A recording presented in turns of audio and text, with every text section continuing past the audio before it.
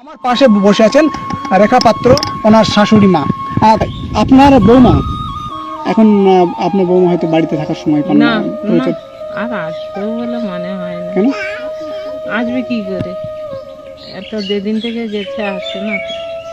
ওই যখন ডিউটিতে আসে হ্যাঁ, তখন ঘরে একটু আসে। কথা হয় আপনার সঙ্গে? কেন কথাও হয় না।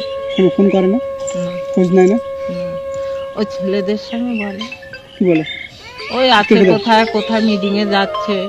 হুম। আমি ততটা গুরুত্ব নেইনি, আর আমার সবসময় শরীরটা খারাপ তো ওরা বলতেও চায় না। তো যদি জয়ী হয় তখন?